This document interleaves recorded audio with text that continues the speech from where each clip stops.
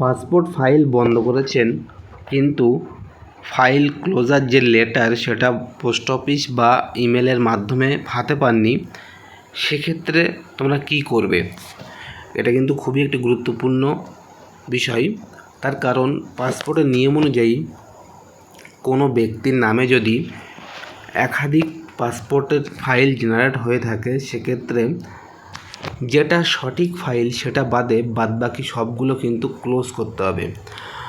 অর্থাৎ ধরুন আপনি একটি পাসপোর্টের ফাইল অ্যাপ্লাই করেছিলেন এবং বাই মিস্টেক কোনো রকম ভুল হয়ে গেছে এবং ফাইলটা আপনি বন্ধও করে দিয়েছেন, কিন্তু দ্বিতীয়বার যখন অ্যাপ্লিকেশান করে পিএসকেতে যাচ্ছেন তখন কিন্তু পিএসকে যে আধিকারিক আপনার কাছে কিন্তু ফাইল ক্লোজার লেটার চাইছে। তো আপনি সেই লেটার তো হাতে পাননি, তাহলে সেই পিএসকে অফিসারকে আপনি কী দেবেন? প্রথম থেকে শেষ পর্যন্ত কিভাবে তোমরা ফাইল ক্লোজার লেটারটা পাবে আমি কিন্তু স্পষ্ট দেখাবো।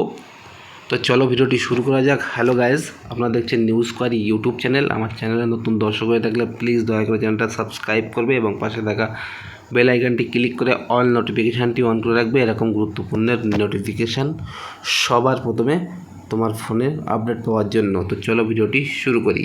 ভিডিওটি শুরু করার আগে আরেকটি ঘোষণা, যারা ইতিমধ্যে পাসপোর্টের আবেদন করে রেখেছো এবং আবেদনটি আরপিওতে হোল্ড হয়ে আছে বা আন্ডার রিভিউতে আছে, আরপিও অ্যাপয়েন্টমেন্ট প্রয়োজন, তারা অতি অবশ্যই এই নাম্বারে যোগাযোগ করবে।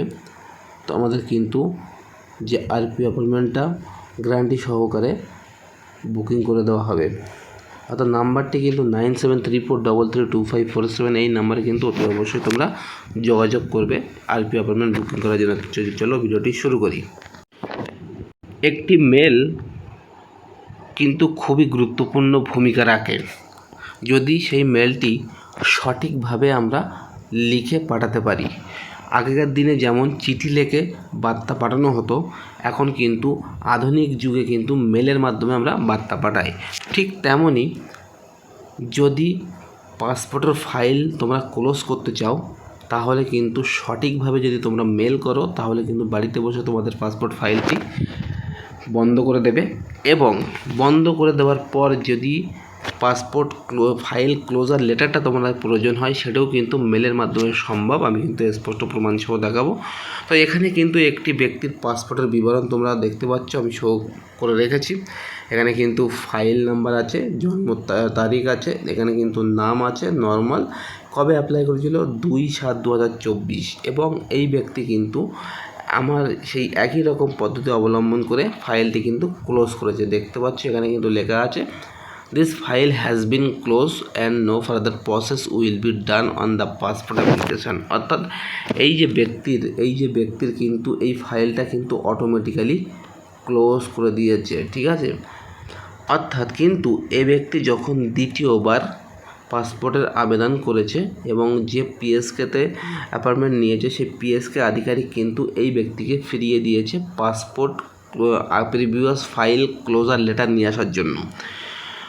তো সে ব্যক্তি, অর্থাৎ যে ব্যক্তিকে ফিরিয়ে দেওয়া হয়েছে, সেই ব্যক্তি এখন কী করবে, কীভাবে নিয়ে আসবে সেই ক্লোজার লেটারটি? অনেকের কিন্তু আরপিও অফিস থেকে সঙ্গে সঙ্গে পাঠিয়ে দেওয়া হয়, অনেকের কিন্তু আসে না, ঠিক আছে। তো সেক্ষেত্রে করণীয়টা কী, এটাই হচ্ছে বড় কোশ্চেন এখন। তো চলো দেখে নেওয়া যাক কী করণীয়। সবার প্রথমে তোমাদের একটি ইমেল অ্যাড্রেসের প্রয়োজন, এবং যদি সেই ইমেল অ্যাড্রেসটা রেজিস্টার মেল আইডি হয়, অর্থাৎ পাসপোর্ট অ্যাপ্লিকেশান করার সময় যে মেল আইডি দেওয়া হয়েছিল, যদি সেই মেল আইডি থেকে মেলটা করা হয়, তাহলে কিন্তু আরও ভালোভাবে কাজটা সম্পন্ন হবে।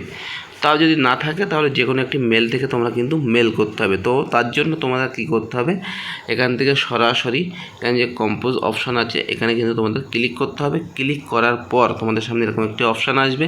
তো এখানে কিন্তু কলকাতা আরপিও বা যে আরপিও হোক না কেন, সেই আরপিওর কিন্তু ইমেল আইডিটা এখানে বসাতে হবে। তো আমাদের কলকাতা আরপিওর ইমেল আইডি কি, rpo.kolkata@gmail.com। mea.gov.in, এটাই কিন্তু আরপিও অফিসের, কলকাতা আরপিও অফিসের মেল আইডি। তো এই মেল আইডিটাই কিন্তু তোমাদের এই ঘরটায় বসাতে হবে এবং পাসপোর্টের এখানে এই সাবজেক্টের এখানে কিন্তু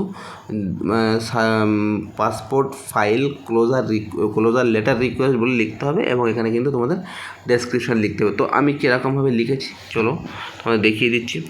আমি কিন্তু যে মেলটা করেছিলাম সে মেলটা আমি কিন্তু এখানে দেখিয়ে দিচ্ছি এবং মেলটা আমি কবে করেছিলাম এখানে কিন্তু তোমরা স্পষ্ট দেখতে পাচ্ছ। এখানে কিন্তু আমি মেলটা করেছিলাম 16ই এপ্রিল, ঠিক আছে।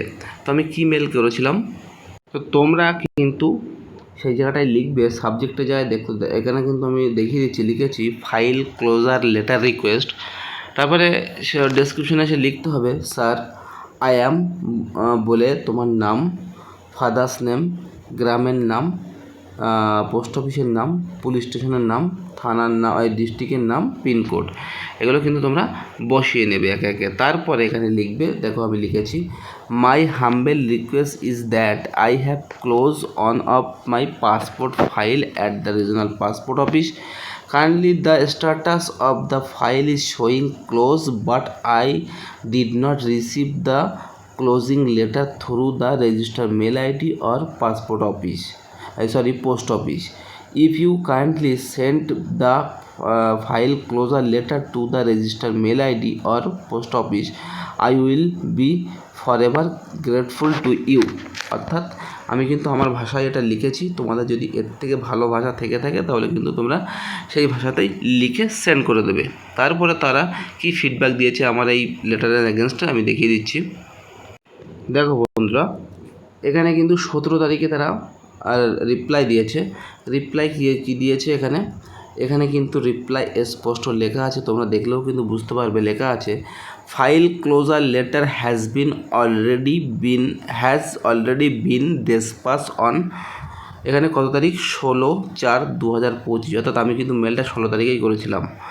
সেটাই কিন্তু এখানে লিখে দিয়েছে 16/4/2025 to your postal address as mention in the application form, অর্থাৎ পাসপোর্ট অ্যাপ্লিকেশানের যে অ্যাড্রেস তোমরা মেনশন করেছো সেই অ্যাড্রেসে কিন্তু পোস্টাল অ্যাড্রেসে কিন্তু যে লেটারটা কিন্তু পাঠিয়ে দেওয়া হয়েছে। অর্থাৎ আমি যে মেলটা করেছিলাম সেটি কিন্তু আগেও দেখাচ্ছি, আমি কিন্তু মেলটা করেছিলাম 16 তারিখে এবং এখানে কিন্তু যে মেলটা তারা রিপ্লাই দিয়েছে সেটা কিন্তু 17 তারিখে, দেখতে পাচ্ছ।